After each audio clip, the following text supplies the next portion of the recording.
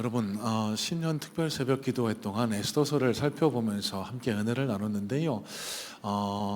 돌아오는 몇 주간 동안 에스더서를 좀 마무리하는 시간들을 좀 가져보려고 합니다. 신년 특별 새벽 기도회를 통해서 은혜 받으신 분들은 다 기억하실 텐데, 여러 가지 형편상 참여 못하신 분을 위해서 지금까지 나눴던 에스더서의 장면을 잠시 좀 돌이켜보고 오늘 말씀으로 들어가려고 합니다. 여러분, 에스더서의 시작은 한 페르시아, 그러니까 당시 세계를 제패하고 있던 페르시아 왕국 내에 있었던 한 사건을 발단으로 시작이 됩니다. 왕이 주흥에 못 이겨서 왕후를 술자리에 초청했는데 와스디라는 왕후가 자존심에 그 요청을 거절하게 되고요. 그래서 화가 난 왕이 아하수에로입니다. 이 왕후를 즉각적으로 폐위하는 결정을 내리게 됩니다. 그 이후에 페르시아 전역에 걸쳐서 현숙하고 아리따운 여인들을 골라서 왕후 선발 대회를 열게 되는데요. 이때 에스더라는 이름, 그러니까 하다사라는 이름의 유대인 처녀 모르드게의 동생이 이 왕후로 선발되는 놀라운 기적의 역사를 경험을 하게 됩니다. 자, 그 이후에 에스더가 왕후가 된 이후 5년이 지났을 즈음에 악한 하만이라는 사람이 등장해서요, 아하수에로 왕 다음에 2인자 총리 대신 자리에 오르게 되죠. 그가 많은 사람들이 자신에게 허리 숙여 절을 하는데 유독 한 사람만 절을 하지 않아요. 모르드게였습니다. 이 모르드게를 어떻게 처형할까 고민하던 중에 왕에게 엄청난 뇌물을 주어서 이 페르시아 전역에 있는 유대인을 말살하려고 하는 끔찍한 인종 말살 정책을 펼치게 되죠. 자, 이 위기 앞에 선 유대인 그리고 모르드게가요, 에스더에게 청원합니다. 왕께 나하고 탄원해 달라고요. 그러면 하지만 아셔야 될 게 당시 페르시아 국법상이요, 누구도 왕의 허락을 받지 않고 사전에 재가를 받지 않고 나가면은 그 호위무사에 의해서 죽임 당할 수 있는 그런 상황이었습니다. 에스더가 주저합니다. 고민합니다. 그때 그의 오라버니 모르드게가 에스더에게 도전했던 말이 이번 신년 특별 새벽 기도회의 주제였습니다. 내가 왕후의 자리에 오른 것은 이때를 위함이 아닌지 누가 알겠느냐. 하나님께서는 길거리에 돌들로도 하나님의 역사를 이루어 가실 테지만 네가 이때에 뒤로 물러나서 비겁하게 숨는다라고 하면은 하나님께서 예비하신 놀라운 축복, 영광의 자리에서 너는 탈락하게 될 것이다. 에스더가 고민하기 시작합니다. 그리고 기도를 요청하고 본인도 금식 기도하게 되지요. 그리고 3일째 되는 날 하나님께서 마음을 주셔서 담대하게 왕 앞에 나아가게 되는데요. 여러분, 에스더도 자신의 생명이 어찌 될지 몰랐습니다. 하지만 하나님께서 아하수에로의 마음을 움직이셔서 단 하나의 예외, 왕의 허락을 받지 않고 왔지만 죽임 당하지 않을 수 있는 단 하나의 예외인 금규를 그녀에게 내밀어 그녀의 생명을 보존하고 나라의 절반이라도 주겠노라라는 그런 놀라운 제안을 하게 되죠. 자, 그날 저녁에 이 에스더가 왕과 하만을 불러서 흥겨운 잔치를 베풀었습니다. 자, 그런 이후에 그 뒤에 일어났던 사건을 기록하고 있는 장면이 오늘 우리가 살펴보게 될 에스더서 6장의 장면인데요. 자, 여러분, 에스더서를 읽으시면서 어떤 장면이 가장 뇌리에 남으세요? 많은 설교자들이, 많은 분들이요, 에스더서에서 클라이막스, 가장 드라마틱한 부분은 방금 제가 말씀을 드렸던 에스더가 왕께 나아가기를 주저할 때 모르드게가 그렇게 도전하죠. 이때를 위함이 아닌지 누가 알겠느냐. 그러니까 에스더가 기도하고 고심한 끝에 내가 죽으면 죽으리이다. 아, 멋있다. 그러면서 에스더서 전체의 클라이막스를 이 앞선 장, 그러니까 에스더 5장으로 그렇게 생각하시는 분들이 많은데 견해의 차이는 있겠습니다만 적어도 제가 볼 때요, 에스더서에서 가장 드라마틱하고 가장 극적인 장면이 펼쳐져 있는 가장 중요한 장이 오늘 저와 여러분들이 읽었던 오늘 이 에스더서 6장이라고 저는 자신합니다. 여러분, 이 에스더서 6장은요, 많은 성경의 독자들에게 그냥 아무런 감흥 없이 읽혀지고 넘어가게 되지만요, 이 안에 담겨진 내용을 하나하나 한꺼풀 한꺼풀 들춰내다 보면은요, 이 안에 얼마나 놀라운 하나님의 섭리와 은혜의 역사가 담겨 있는지 모릅니다. 자, 여러분, 2025년도를 출발하고 있는 이때에 이 에스더서 6장을 통해서 하나님께서 저와 여러분들에게 전달하기를 원하시는 하나님 나라의 메시지는 과연 무엇일까? 성경의 말씀을 조금 더 깊이 살펴보면서 하나님이 우리에게 전달하기를 원하시는 하나님의 음성에 우리 함께 귀를 기울여 나갈 수 있게 되기를 소망합니다. 자, 1절 말씀부터 다시 한번 보시죠.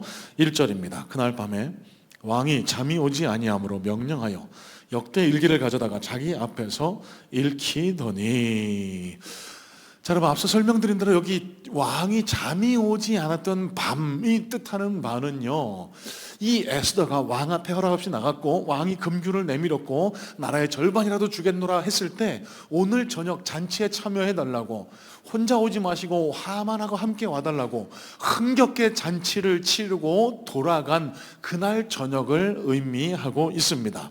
자, 에스더가 다음날 저녁에도 와달라고 요청을 했어요. 자, 여러분 여기서부터 우리가 궁금증을 가지실 수 있어야 됩니다.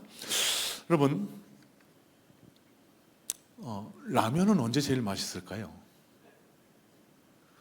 밤에 먹어야 제일 맛있습니다.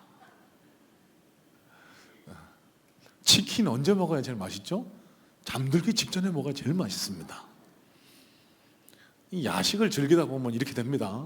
조심하셔야 됩니다. 야식을 먹고 난 이후에 필연적으로 따라오는 결과가 있죠. 잠이 옵니다. 그래서 라면 먹고 치킨 먹고 바로 잠들어서 다음날 탱탱 부어있는 얼굴을 보고 좌절하고 절망할 때가 얼마나 많이 있습니까? 자, 여러분, 제가 무슨 말씀 드리고 싶냐면요, 잔치를 갔다 와서요, 아하수에로가 에스더의 요청에 따라서 잔치를 다녀왔습니다. 그럼 시큰 맛있는 음식을 즐겼을 것 아닙니까? 또 왕의 잔치에 빠지지 않는 것, 술이 들어갔을 겁니다. 흥이 오를 정도로. 왜? 어떻게 알 수 있느냐? 이 에스더가 베푼 잔치에 참여했던 왕이요, 또 다시 에스더에게 물어봅니다. 당신이 원하는 게 뭡니까? 나라의 절반이라도 내가 주겠습니다. 어지간히 마음이 좋지 않으면, 어지간히 흡족하지 않으면 이런 제안하기가 쉽지 않을 것 아닙니까? 자, 그러면 여러분 한번 상상해 보세요. 맛있게 음식을 배불리 먹었습니다. 술도 흥겨울 만치 마셨습니다. 그러면은요, 잠이 잘 와야죠. 왜 잠이 안 올까요? 여러분, 이게 조금 이상한 것 아닙니까?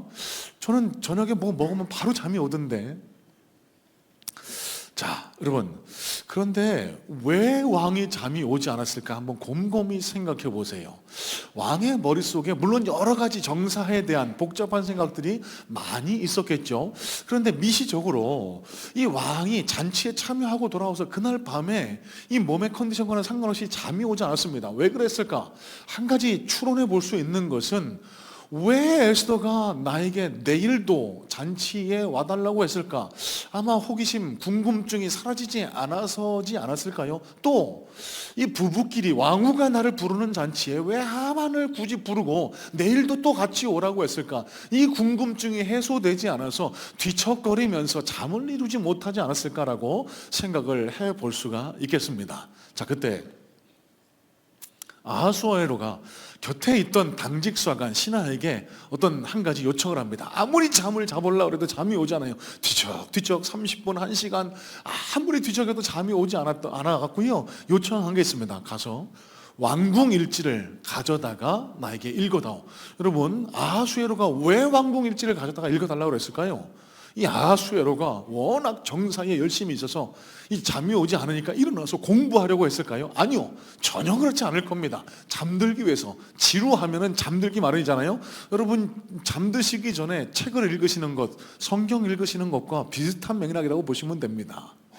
자, 여러분, 아하수에로가 이렇게 요청했던데, 여러분 여기에도 하나님의 놀라운 섭리가 깔려 있습니다. 왕이 몇 날, 며칠, 몇 시에 있었던 그 일지를 가져와서 나에게 읽어달라 이러지 않았습니다. 왜요? 목적은 잠드는 데 있었기 때문에요. 여러분, 이 왕 옆에 있었던 신하 입장도 한번 생각해 보세요. 툴툴 댔겠죠. 왜 잠을 안 자고 쓸데없이 나한테 왕이 자야 나도 좀 쉴 텐데. 가서 왕궁일지를 고릅니다. 여러분, 당시의 책은요, 왕궁일지는요, 두루마리 형태로 보관이 되어 있었습니다. 여러 가지 홀에다가 이 두루마리가 수백 수천 개가 꼽혀 있었는데, 이 신하가요, 어떤 날 어떤 일시에 있었던 그날 사건을 가져다가 읽으라는 의도를 가지고 그걸 골랐을까요? 전혀요. 그렇지 않습니다. 어차피 목적이 왕이 잠들기 위해서라는 목적에서였다라고 하면은 중요한 것은 아무데나가 중요합니다. 그냥 손에 집히는 대로 잡았을 겁니다. 여러분, 제가 지금 무슨 말씀 드리고 있을까요? 이 에스더 6장은요 놀랍도록 우연히 계속 반복이 됩니다. 우연히 겹치는 장면을 우리는 계속해서 보게 되는 거예요. 자, 이 왕의 신하가 우연히 집어든 왕궁 일지를 가져다가 읽기 시작합니다. 그런데 그 아무데나를 읽기를 원했던 아하수에로의 명에 의해서 아무데나를 가져다가 읽기 시작했던 이 신하가 읽는 이 왕궁에 기록된 역사는 놀라울 정도의 기적의 시초, 기적의 재료가 됩니다. 자, 여러분, 아하수에로가 듣게 된 것은요 약 5년 전쯤에 누군가 자기를 시해 암살하려고 했었고, 이 암살 계획을 어떤 한 신하의 공로로 미리 사전에 알아서 예방하고 처단할 수 있었다라고 하는 그런 놀라운 내용이에요. 여러분, 이 구절을 잘 이해하시려면은요 저 앞선 에스더서 2장 하반부에 기록되어 있는 어떤 한 스토리를 우리가 한번 짚고 넘어갈 필요가 있는데요, 에스더 2장 21절로 3절 말씀에 이런 말씀이 기록이 됩니다. 한번 살펴보겠습니다. 에스더 2장 21절로 23절입니다. 모르드게가 대궐문에 앉았을 때에 문을 지키던 왕의 넷이 빅단과 데레스 두 사람이 원한을 품고 아하수에로 왕을 암살하려는 음모를 꾸미는 것을 모르드게가 알고 왕후 에스더에게 알리니 에스더가 모르드게의 이름으로 왕에게 아른지라. 조사하여 실증을 얻었으므로 두 사람을 나무에 달고 그 일을 왕 앞에서 궁중일기에 기록하니라.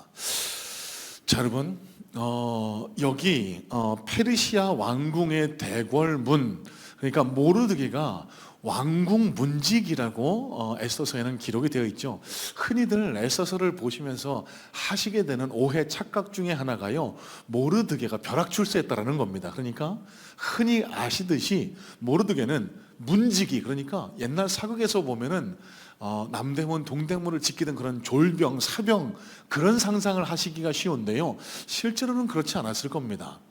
여러분, 이 당시 페르시아 대궐문은요 사람과 물자가 출입하는 목적도 있지만 이 대궐문 인근에서 여러 가지 중요한 정사가 펼쳐졌습니다. 사람들에 대한 재판도 이루어졌고요, 모임도 이루어졌고, 그래서 이 대궐문을 지키는 자리는 상당한 책임을 갖는 막중한 자리였다라고 역사가들은 그렇게 증언을 합니다. 그러면 모르드게는 하급, 말단, 부하, 신하, 포졸 이런 역할이 아니고 이 왕궁 출입을 관할하는, 아마도 요즘으로 하면 경비대장쯤 되는 중간관리 직책을 가진 그런 신하가 아니었을까라고 생각해 볼 수 있어요.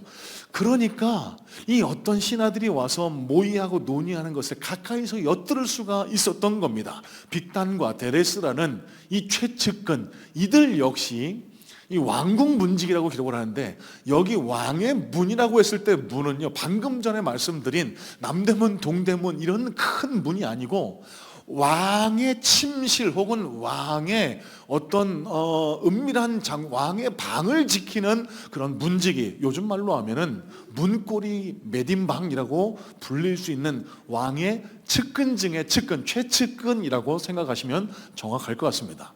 무슨 일이 있었는지는 잘 모르겠습니다만 이 왕의 최측근들이요 왕에게 원한을 품습니다. 이 왕에게 배신을 당했든지 뭔가 마음에 품은 원한으로 왕을 암살하려고 해요. 이런 모의를 합니다.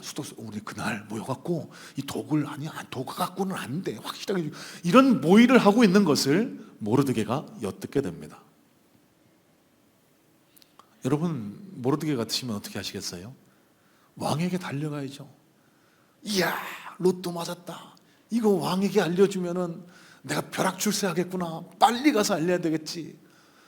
하지만 모르드게는 그러지 않습니다. 에스더에게 알립니다. 왜 그랬을까? 두 가지로 한번 생각해 볼 수 있어요. 첫 번째는 이 빅단과 데레스의 음모가 어느 정도 선까지 퍼져 있는지, 이 궁궐 내에 빅단과 데레스, 이 암살 하려는 세력들이 얼마나 퍼져 있을지, 그냥 무작정 왕에게 찾아갈 수가 없거든요. 여러 가지 관문을 거쳐야 되거든요. 그러다가 자기가 이 암살 음해 계획을 들었다는 사실이 발각나면은 그 전에 사전에 자기가 죽을 수도 있기 때문에 아마 이런 조심을 취하려고 그러지 않았을까. 두 번째 이유는 여러분, 이때는 에스더가 왕후 자리에 오른 지 얼마 안 됐을 때입니다.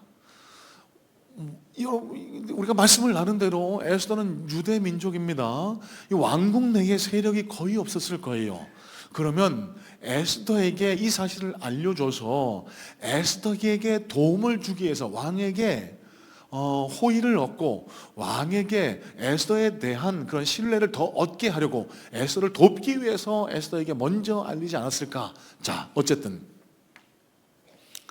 에스더와 모르드게가 이 아하수에로 왕의 암살 계획을 왕에게 고하게 되고 왕은 그 즉시로 이 사건을 조사해보게 됩니다. 그리고는 그 주동자 빅단과 데레스를 이 당시 페르시아 형법상 가장 무거운 형벌 중 하나인 10에서 20m 되는 높은 장대에다가 그 죄인 둘을 매달아 못 박아 죽이고, 많은 사람들이 왕해를 시해하려는 시도를 한 사람들은 이렇게 될 것이다 라는 것을 세계만방에 그 온 페르시아 전역에 알게 하는 그런 형벌을 내리게 됩니다.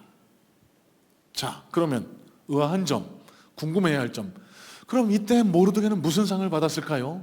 아무것도 안 받았습니다.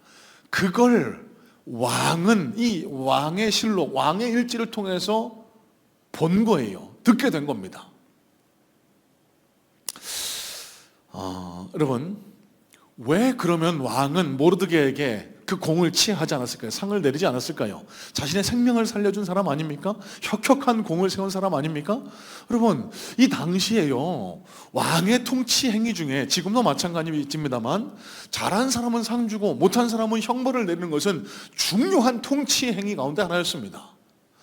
여러분, 왕이 빅단과 데레스를 높은 장대에 매달아 죽였어요. 다시는 나한테 덤비면 이렇게 될 거야. 그 무시무시함, 잔혹함을 보여줬습니다. 여러분, 반대는요, 여러분, 잘한 일이 있는데 상을 안 주면은 누가 왕에게 충성할까요? 내가 공을 세웠는데도 그 공을 치하하지 않으면 누가 왕을 따를 겁니까?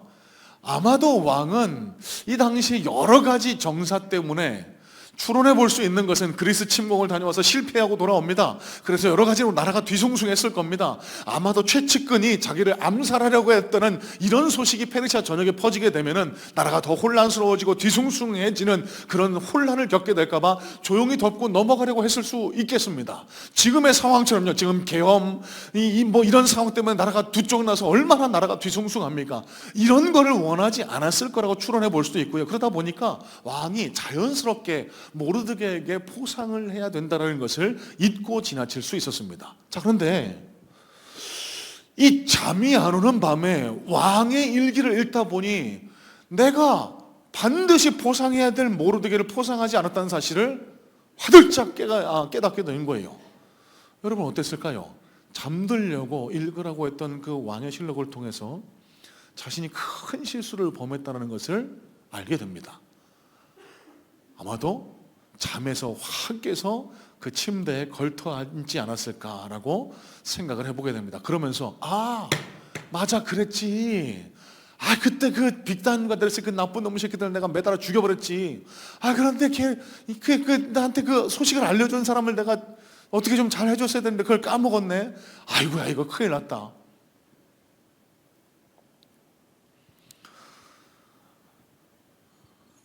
여러분, 여러분이 이 상황 속에서 모르드게였더라면 어땠을까라고 한번 상상을 해보시길 바랍니다. 큰 공을 세웠습니다. 생명을 내걸고 왕에게 그 암살 계획을 알려줬던 겁니다. 자신이 죽을지도 모른다는 상황에서 왕이시여 당신이 암살당할지 모릅니다, 에스더를 통해서 알렸습니다. 자, 그러면 당연히 어떤 보상이 돌아올 걸 기대할 수 있겠죠. 자, 근데 돌아온 것은 nothing, 아무것도 없었습니다. 그러면 무슨 마음이 들 수 있을까요? 에이씨, 뭐 좀 있을 줄 알았더니 그냥 떡고물도 하나도 없네. 에이, 다시는 내가 이런 쓸데없는 짓거리 하나 봐라. 이런 마음을 가질 수가 있겠죠. 여러분, 그런데요, 이 아하수에로가 이 당시에 모르드게를 치하하지 않았던 이 사실을 조용히 덮고 넘어갔던 이때의 이 사건은 훗날, 그러니까 오늘 본문의 시점입니다, 에스더 6장에 와서 하나님의 놀라운 기적의 시초, 발단, 재료로 쓰임을 받게 됩니다. 가정해 보세요. 이 당시에 모르드게가 상을 받았다면 어떤 상을 받을 수 있었을까요? 아마도 통상적으로 생각할 수 있는 것, 그러니까 몇 계급 특진 정도, 그리고 어느 정도 적절한 선에서의 물질적 보상, 뭐 이 정도가 되지 않았을까요? 여러분, 앞으로 살펴보게 될 테지만, 여러분 오늘 본문의 시점부터 시작되는 이 놀라운 반전의 역사를 통해서 이 에스더의 오라버니 모르드게가 어느 자리까지 오르냐면요, 이 하만의 자리를 대신하게 됩니다. 이 당시 세계를 제패하고 있던 페르시아 제국의 1인 지하 만인지상 자리에 오르게 돼요. 놀랍도록 높은 자리에 올라 온 유대 민족을 구원하는 역사의 주인공으로 우뚝 서게 됩니다. 여러분, 이게 뭘 우리에게 시사하고 있을까요? 여러분, 저와 여러분들도 살아가면서 이런 억울함, 답답함, 섭섭함을 느낄 때가 있을 수 있습니다. 신앙생활 하면서요, 내가 하나님 앞에 기도했는데 하나님의 응답이 멀리만 느껴집니다. 내가 열심히 기도하고 있는 것 같은데, 오랫동안 기도하는 것 같은데 하나님이 나에게 기도 응답을 안 하시는 것 같아요. 하나님이 안 들으시는 것 같습니다. 그러면 에이, 그러면 그렇지, 뭐 기도해봐야 뭐해, 이런 생각을 가지실 수 있습니다만, 여러분 기억하세요. 하나님은 실수하지 않으시는 분이십니다. 하나님은요, 절대로 우리의 기도를 듣지 못하시거나 그 기도를 다 땅에 떨어뜨려 무의미한 기도가 되게 하시는 분이 아니십니다. 에스더를 통해서 하나님께서 우리에게 보여주시고자 하는 중요한 교훈 중에 하나는, 하나님은 그 기도를, 당신의 백성들의 기도를 들으시고 우리의 생각, 우리의 예상을 훨씬 더 뛰어넘는 방법으로 되갚으신다는 사실, 여러분 이게 에스더서가 보여주는, 우리에게 가르쳐 주기를 원하는 하나님 나라의 교훈이라는 거예요. 여러분, 그럼 우리가 가져야 할, 우리가 심어야 할 이 신앙적인 교훈은 뭘까요? 여러분, 믿음의 전진을 늦추지 마세요. 기도하기를 멈추지 마시기를 바랍니다. 기도하기를 포기하지 마세요. 지금은 하나님께서 멀리 계신 것처럼 느껴지고, 지금은 하나님께서 응답을 안 하시는 것처럼 느껴질지 몰라도, 여러분 하나님께서는요, 우리의 예상을 훨씬 더 뛰어넘는 그 놀라운 기적의 역사, 반전의 역사를 예비하시고 우리를 그리로 지금 인도하고 계시고 있다는 사실을 오늘 이 말씀을 통해서 다시 한번 붙드는 은혜가 있으시기를 주님의 이름으로 소망하고 축복합니다. 자, 이어지는 4절 말씀도 한번 살펴볼까요? 3절로 4절 다시 한번 살펴보겠습니다. 3절 4절입니다. 왕이 이르되 이 일에 대하여 무슨 존귀와 간직을 모르드게에게 베풀었느냐 하니, 측근 신하들이 대답하되 아무것도 베풀지 아니하였나이다 하니라. 왕이 이르되 누가 뜰에 있느냐 하매 마침 하만이 자기가 세운 나무에 모르드게 달기를 왕께 구하고자 하여 왕궁 바깥들에 이른지라. 자, 앞서 말씀드린 대로 화들짝 놀라서 일어났습니다. 아니, 내가 왜 그때 그런 실수를 했지? 야, 이거 큰일 났네. 내가 이렇게 큰 공을 세운 신하를 아무것도 주지 않았다는 것을 알면은 그 누구도 내 명예, 내게 충성을 보이지 않을 텐데, 아마도 왕이 그 즉시로 잠에서 다 툴툴 털고 일어나서 왕복을 갈아입고 어전으로 달려나갔을 것으로 볼 수 있겠습니다. 밤이 새도록 뒤척거렸다, 잠이 오지 않아서 뒤척거렸다, 신하에게 왕궁 일지를 가져다가 읽게 했다, 이 사실로 미루어서 추론해 볼 때 아마도 이때는 새벽녘이 아니었을까. 동이 트기 훨씬 전 새벽녘에 아하수에로가 왕복으로 의복을 갈아입고 이 모르드게에 대한 포상 문제를 처리하기 위해서 일찌감치 새벽같이 이 왕궁 어전에 나아갔을 것이다 라고 우리는 생각을 해볼 수 있습니다. 자, 왕궁 어전에 나갔습니다. 물론 아무도 없을 것 같았는데요, 이 아하수에로가 혹시나 해서 걔 누구 없느냐, 누구 있으면 좀 대답을 해봐라, 그렇게 불렀습니다. 그때 마침 딱 하고 나타나니까 누구요? 하만이라는 신하였습니다. 여러분 잘 들으세요. 너무나도 우연의 연속이라고 보기에는 어려운 일들, 여러분 우연히 위에 겹치면은 그건 필연이라고 볼 수 있습니다. 여러분, 왜 하필 아하수에로가 잠이 들지 않았고, 왜 하필 그때의 일기를 읽게 됐고, 왜 하필 그때 새벽에 일어나 어전에 나갔고, 그때 찾았던 인물 신하 중에 아무나였습니다. 하만을 찾은 게 아니에요. 누구 없느냐라고 했을 때 하만이 딱 등장을 합니다. 왜 그러면 하만은 이때 새벽같이, 아무도 출근 안 했는데 새벽같이 왕궁에 나가 있었던 걸까요?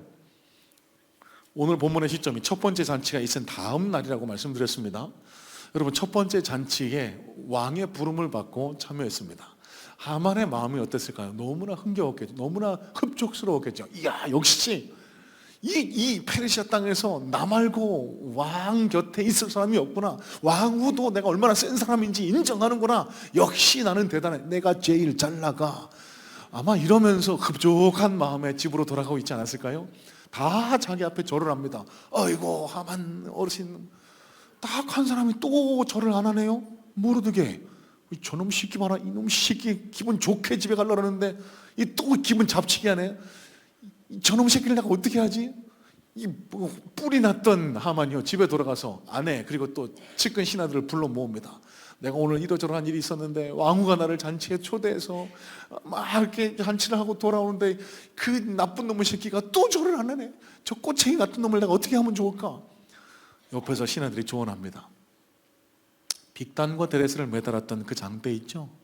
그 장대같이 높은 장대를 세워서 하만 당신 앞에 절을 하지 않으면 이렇게 끔찍하게 죽는다는 것을 만인이 보게 하세요. 그거 좋다. 하만이 이 일을 아하수에로 왕에게 주청하기 위해서 새벽같이 간 거예요. 왜 그랬을까? 총리 대신님은 자기 독단적으로 할 수 있지 않았을까? 아니요, 모르드게가 앞서서 경비대장쯤에 한 중간 책임자 역할을 하고 있다고 말씀을 드렸죠. 왕의 신하는 자기 독단적으로 처형하거나 벌을 줄 수 없었습니다. 당시 페르시아 국법상 왕의 허락을 맡아야만 이 일이 진행될 수 있었기 때문에 자기가 이 일을 마음 먹었을 때 빨리 처리하려고, 왕이 또 왕후의 이 잔치로 해서 기분이 흡족하고 기분 좋았을 때 이 분위기를 타서 왕에게 이 자신의 주청을 빨리 허락을 받아내려고 새벽같이 득달같이 왕궁 어전에 갔던 거예요. 그때 왕이 갑자기 걔 누구 없느냐? 예, 여기 있습니다. 여러분, 우연이라고 보기에는 너무나 많은 우연이 지금 겹쳐서 일어나고 있다라고 생각되지 않으세요? 여러분, 여기서 우리가 한 가지 깨달을 수 있는 게 있습니다. 말씀을 묵상하는데 참 하만도 열심이다라는 생각이 들었습니다. 여러분, 악한 사람들도 사단의 세력도요, 우리 하나님의 백성들을 넘어뜨리고 쓰러뜨리고 하나님 곁에서 멀리 떨어뜨리게 하려고 열심히 애를 씁니다. 새벽같이 일어나서 애를 씁니다. 여러분, 그러면 우리가 어떻게 될까요? 이 열심은 열심으로 대항해야 되겠죠. 이 신년 특별 새벽 기도회로 새벽을 깨우신 분들이 이 무장을 했던 겁니다. 또 잊지 마셔야 될 것은 사단이 아무리 열심을 내도 여러분, 이 에스더서를 통해서 드러나는 건 뭘까요? 하나님이 잠자고 계셨습니까? 하나님이 쉬고 계셨나요? 그렇지 않습니다. 여러분, 오늘 이 역사가 일어나는 재료가 뭐죠? 왕의 불면증이었습니다. 왜요? 그냥 잠이 안 와서가 아니고요, 하나님이 왕의 잠을 뺏으신 거예요. 잠들지 못하게 하셨던 겁니다. 그래서 그날 있었던 사건을 듣게 하시고 이 놀라운 기적을 하나씩 착착착착 진행해 가고 계셨다는 사실입니다. 뭘 깨달을 수 있죠? 여러분, 하나님은 졸지도 주무시지도 않으십니다. 저와 여러분의 삶을 당신이 계획한 그곳으로 이끌기 위해서 지금도 하나님은 한치의 오차 없이 치밀하게 일하고 계시고 있다는 사실. 여러분, 그러면 올 2025년을 승리의 해로 이끌기 위해서 저와 여러분들이 해야 할 가장 중요한 일이 있습니다. 저와 여러분의 삶이 하나님 손에 붙들리는 겁니다. 우리는 불완전하고 미숙하고 실수투성이고 넘어지기 일쑤지만 신실하시고 완벽하신 그 열심을 지니신 하나님 손에 우리 인생이 붙들리기만 하면 비록 지금은 실타래가 꼬인 것처럼 복잡하고 답답하고 속 터지는 상황을 마주하고 있을지라도 하나님의 인도하심에 따라 우리의 모든 삶의 실타래가 차곡차곡 풀려나가는 역사를 경험하게 될 줄로 믿어요. 자, 여러분, 6절입니다. 하만이 들어오거늘 왕이 묻되 왕이 존귀하게 하기를 원하는 사람이 어떻게 하여야 하겠느냐. 하만이 심중에 이르되 왕이 존귀하게 하기를 원하시는 자는 나 외에 누구리요 하고. 자, 여러분, 여기서 우리는 아하수에로 왕의 숨은 심경 하나를 눈치채게 됩니다. 아하수에로가요, 굉장히 정치적으로 노련하고 치밀했던 사람인 것으로 비춰집니다. 뭘 봐서요? 아하수에로가 여러분, 하만에게 이렇게 물어보지 않았어요. 야, 내가 모르드게에게 이런 상을 좀 잊어버리고 안 줬는데 어떻게 했으면 좋겠냐? 그러면 하만이 다른 수를 낼 수도 있겠죠. 여러분, 또 한 가지 우리가 놓치지 마셔야 될 게, 왕이 잠을 들지 못했던 이유 중에 하나가 왕후가, 에스더가 왜 하필 하만을 자꾸 데려오라고 할까? 오늘뿐만 아니라 내일도 데려오라고 했는데 여기는 무슨 이유가 있을까? 궁금하지 않았을까요? 여러분, 아하수에로가요 하만을 총리 대신 2인자 자리에 앉혔습니다. 그 속내는요, 하만을 완전히 신뢰해서가 아니라 이 하만을 이용하기 위해서 성질 사납고 포악하고 시키는 일을 잔혹하게 해내는 이 하만이 효용 가치가 있었기 때문이지, 그에게 마음을 열고 다 신뢰했기 때문은 아니라는 사실을 에스더 곳곳을 통해서 우리는 살펴보게 됩니다. 아마 그 전날 잔치를 통해서 또 오라는 에스더의 제안을 통해서 이 하만이 어떤 존재인지에 대해서 아마 궁금증을 가졌을 거예요. 그래서 하만을 떠보려고 했던 겁니다. 모르드게를 상주려고 했던 게 아니라, 내가 존귀하게 하려는 자가 있는데 어떻게 했으면 좋겠니? 라고 물어봤던 겁니다. 이 하만이 기가 막히게 걸려들죠. 왕이 존귀하게 하려는 자가 나밖에 누가 있겠느냐? 여러분, 교만하면 실수합니다. 교만하면. 그럼 잘 들으세요. 잘 될 때 겸손할 수 있어야 됩니다. 평안할 때 내 주변을 돌아보고 내가 하나님 앞에서 바로 서 있는지, 하나님이 나를 통해서 이루시고자 하는 하나님의 뜻이 무엇인지를 잘 살필 수 있어야 합니다. 교만하면은요, 판단력이 흐려지거든요. 내 주변의 상황에 대해서 눈이 어두워지게 되기 마련이거든요. 여러분, 하만이 딱 그랬습니다. 자기밖에 없다라고 여겼습니다. 그래서 왕이 입으시는 옷을 입히시고, 왕이 타는 말을 내주시고, 왕처럼 저 저작거리를 행차하게 해주시고, 모든 백성이 왕을 대하는 것처럼 그렇게 환영하게 해주세요. 하만이 겸손했다라고 하면 어땠을까요? 이런 처참한 결과까지는 아니었지 않았을까요? 그럼 겸손한 마음에, 왕이시여, 자기라고 생각했을지라도 그도 왕의 부하 중에 한 사람일 뿐입니다. 그저 왕의 칭찬 한마디면 충분합니다. 아마 이랬으면 아하수에로가 이렇게까지 하만을 대하지는 않았을 수도 있겠다라는 생각을 해보게 됩니다. 자, 그런데 왕이 하만에 대한 의심을 확신으로 갖게 합니다. 이놈 봐라, 말끝마다 왕왕거리네.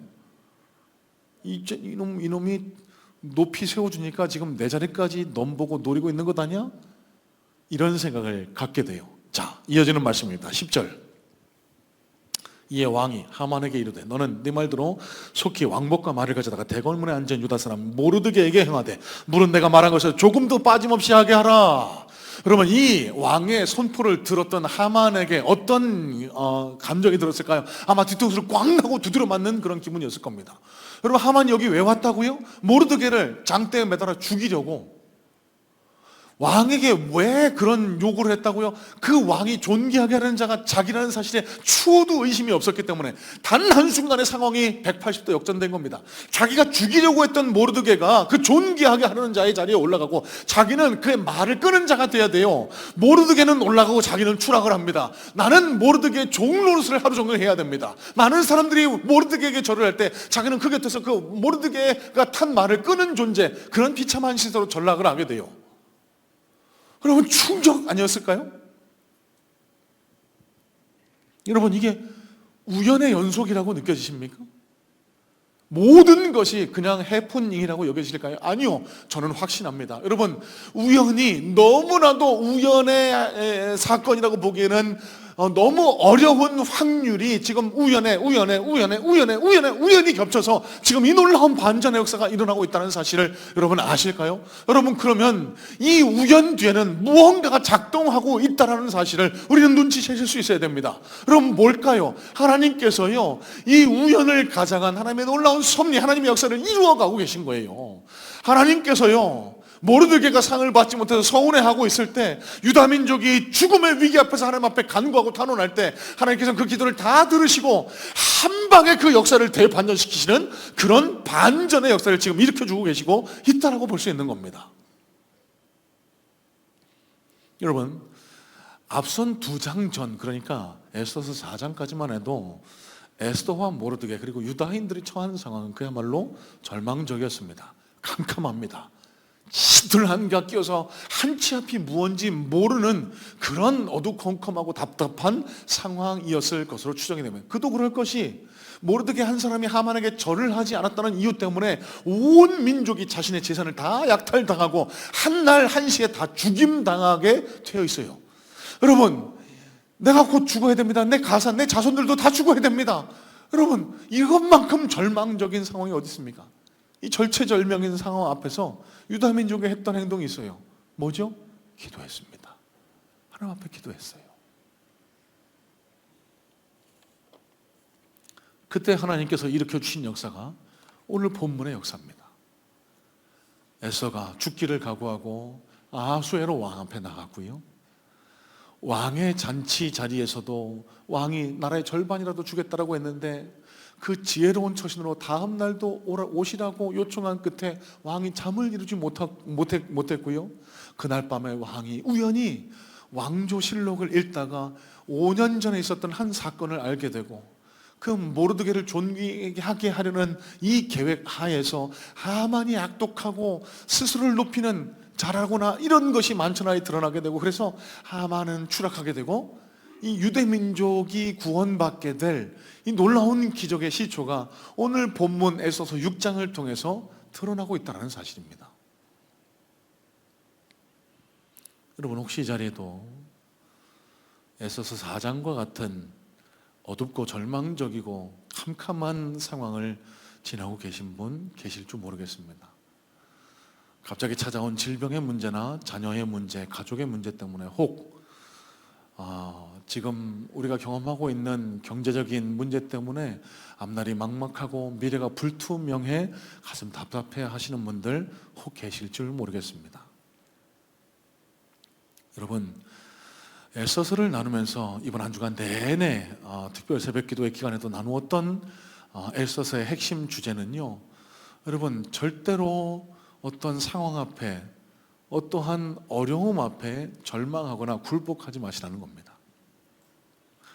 세상이 우연히 이루어지는 것 같지만 세상이 자기 멋대로 자기 멋대로 일들이 이어져 가는 것 같지만 여러분 그렇지 않아요. 에스더서에는요 하나님이라는 단어가 단 한 번도 등장하지 않습니다. 여러분 그 이유가 뭘까요? 여러분 에스더서가 성경에 포함된 이유는 이것 하나입니다. 여러분 우리가 평소 살아갈 때는 하나님이 안 계신 것처럼 느껴질 때 있습니다.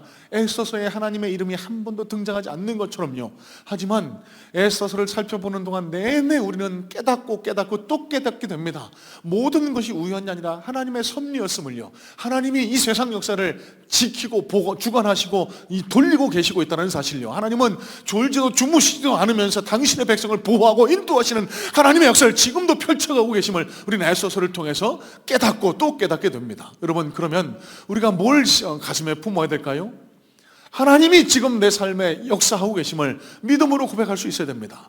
고난 앞에, 삶의 어려움 앞에 절망하지 마세요. 낙담하지 마세요. 포기하지 마세요. 하나님께 매달려 있는 한 하나님께서 오늘 본문에서 6장에 펼쳐졌던 이 놀라운 반전의 역사를 저와 여러분의 삶 속에서도 반드시 일으켜 주시게 될 것이다. 여러분 이 믿음을 가지고 한 날 한 날을, 이 믿음의 소망을 가지고 한 걸음 한 걸음 믿음의 발걸음을 전진해 나가시기를 주님의 이름으로 소망하고 축복합니다. 그럴 때 이 2025년을 통해서 저와 여러분의 삶 속에서도 오늘 본문 6장을 에스더서 전체를 통해 드러난 캄캄한 절망 같은 어둠 같은 암흑 같은 상황에서도 하나님께서 이 불임일의 역사, 모든 이스라엘 민족, 유다 민족을 구원하시고 모르드게를 이 인자의 자리, 하만의 자리에 올려서 이 페르시아 내에서 유다 민족을 통치하게 하시고 이것뿐만 아니라 온 유다의 페르시아의 유다 민족을 깨우셔서 하나님께로 돌아가게 하는 2차 포로기한을 준비하셨던 그 놀라운 하나님 섭리 역사가 저와 여러분들의 삶 속에서 이 2025년에 충만히 경험되실 수 있게 되기를 주님의 이름으로 소망하고 축복합니다. 자, 여러분 오늘 말씀의 마무리를 이렇게 맺으려고 합니다. 오늘 3부 예배 때 설교를 마친 이후에 함께 할 찬양으로 이 찬양을 골랐는데요, 하나님은 실수하지 않으신다네 라는 찬양입니다. 여러분 오늘 하루를 지나시는 동안 아니면 이 한 주간을 지나시는 동안, 올 한 해를 지나시는 동안 이 찬양을 여러 차례 반복해서 들어보시기를 권면해 드립니다. 이 말씀을 후에 할 찬양을 놓고 이 찬양을 좀 더 가까이 익히기 위해서 설교 준비하는 내내 이 찬양을 틀어놓고 있었는데요, 시시때때로 하나님이 이 찬양을 듣는 가운데 제 안에 주시는 감동과 은혜가 있었습니다. 가슴이 쩡하고 울려오는 은혜가 있었습니다. 제가 이 찬양의 가사를 잠시만 읽어봐 드리려고 하는데요, 여러분 시간 되실 때 한번 이 찬양을 반복해서 들어보시기를 다시 한번 권면해 드립니다. 한번 들어보세요. 내가 걷는 이 길이 혹 굽어도는 수가 있어도 내 심장이 울렁이고 가슴 아파도 내 마음속으로 여전히 기뻐하는 까닭은 하나님은 실수하지 않으심일세. 내가 세운 계획이 혹 빗나갈지 모르며 나의 희망 덧없이 쓰러질 수 있지만 나 여전히 인도하시는 주님을 신뢰하는 까닭은 주께서 내가 가야 할 길을 잘 아심일세.